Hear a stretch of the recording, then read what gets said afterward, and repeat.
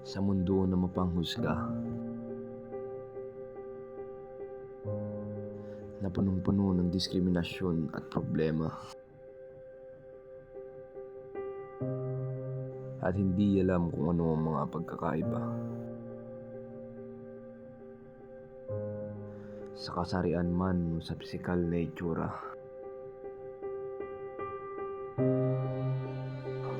kaya ngayon ating alamin kung ano ang mga iba't ibang diskriminasyon na naranasan nila.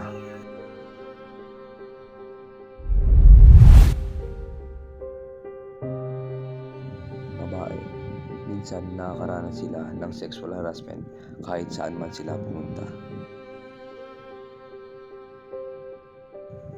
Lesbian, nakakaranas sila ng pangungutya o pambubuli mula sa kanilang kapwa dahil sa kanilang napiling kasarian at ekspresyon ng identidad.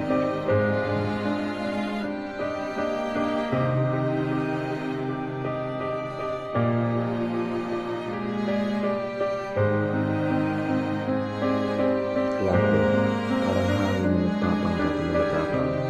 Hindi sila nagpapakita ng kahinaan kasi ayaw nilang mabuli o mahusgahan. Kaya minsan nakikita natin sila na hindi mapakali sa kanilang kinatatayuan kasi hindi sila komportable kung saan-saan.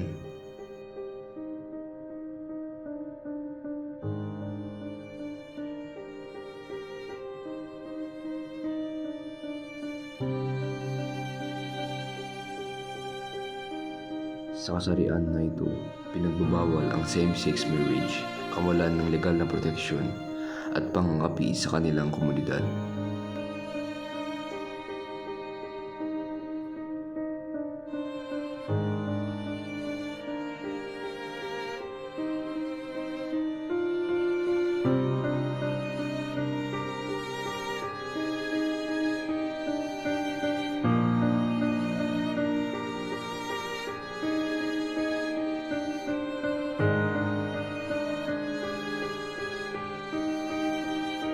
Lahat ng mga iyon ay ang mga iba't ibang diskriminasyon na narananas nila.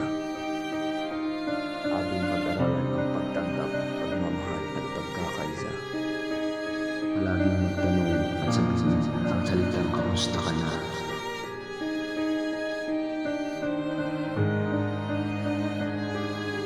Trato natin ng mga tao na may mabuting puso.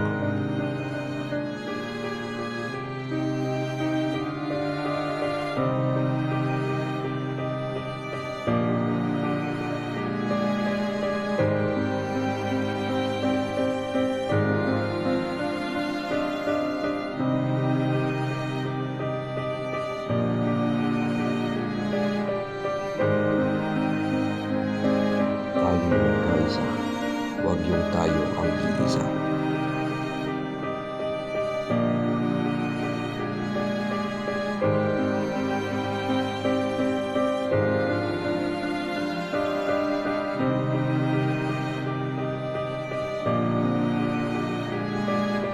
Nang sa ganun ay umunlad ang bansa at maging pantay-pantay ang isa't isa.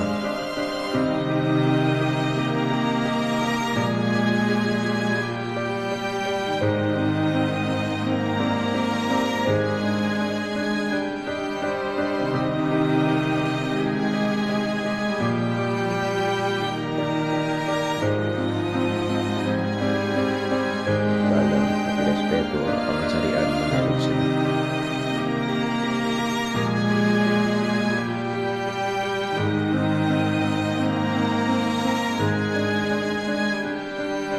Ipaglaban ang karapatan at huwag mahiya.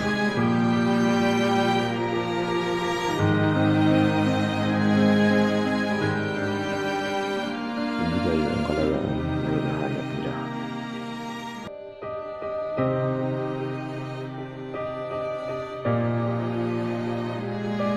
Mahalin ang isa't isa at ipakita ang pagkakaisa.